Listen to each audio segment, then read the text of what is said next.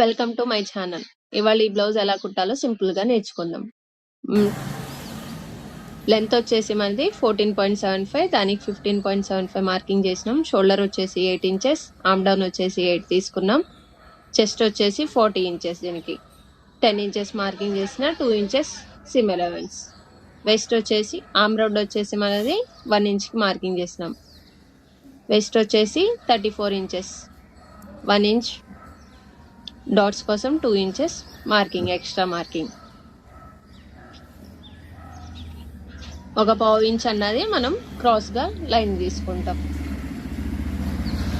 Neck వచ్చేసి మనది shoulder వచ్చేసి 3.75 పెట్టుకున్నాం. బ్యాక్ నెక్ వచ్చేసి 1.5 మార్కింగ్ చేసుకున్నాం.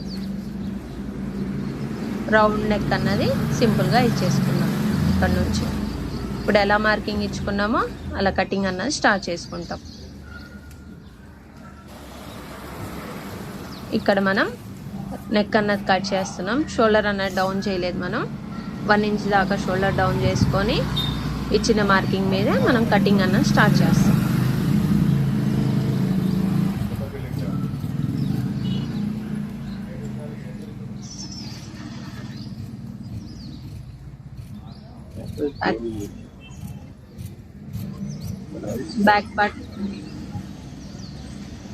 బ్యాక్ పార్ట్ అన్నది కటింగ్ జరుగుతుంది.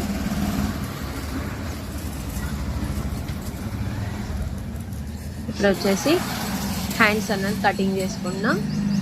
హ్యాండ్ లెంత్ వచ్చేసి 10.5, 1 ఇంచ్ అన్నది మార్జిన్ పెట్టుకొని 11.5 మార్కింగ్ ఇచ్చుకుంటున్నాం.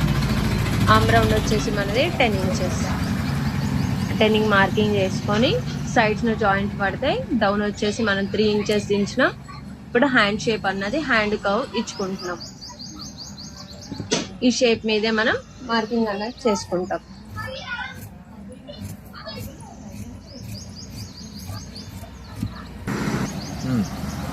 బ్యాక్ పార్ట్ పెట్టుకొని ఫ్రంట్ మార్కింగ్ అన్నది మార్కింగ్ చేసుకుంటాం. 4 సైడ్స్ ఎలా మార్కింగ్ వచ్చిందో అలా మార్కింగ్ అన్నది చేసుకోవాలి.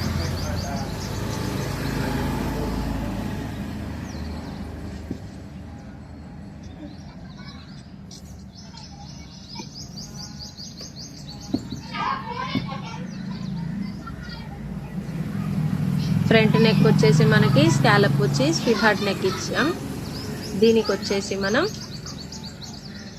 ఆర్మ్ రౌండ్ అన్నది తీసుకున్న తర్వాత ఫ్రంట్ లోత్ అన్నది తీసుకోవాలి, ఒక 1 ఇంచ్ లోపలికి. మళ్ళీ ఇప్పుడు నెక్ అన్నది 6 ఇంచెస్ కి మార్కింగ్ చేస్తున్నా.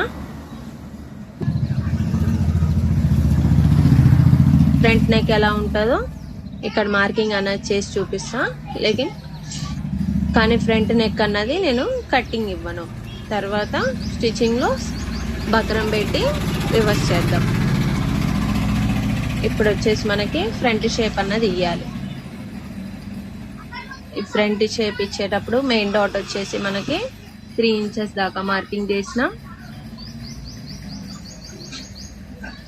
ఫ్రంట్ డాట్ గ్యాప్ వచ్చేసి 2.5 దాకా తీసుకున్నాం.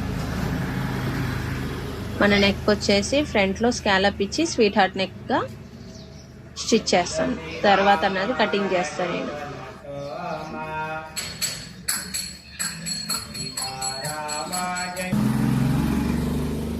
నెక్ కట్ చేయకుండా చుట్టూ ఉన్న మార్కింగ్స్ మీద కటింగ్ అన్నది ఇచ్చేసుకున్నాం.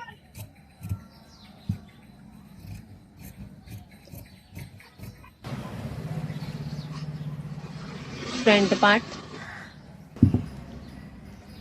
షేప్ బెల్ట్ వచ్చేసి మనం 4 ఇంచెస్ దాకా షేప్ బెల్ట్ అన్నది చేసుకున్నాం.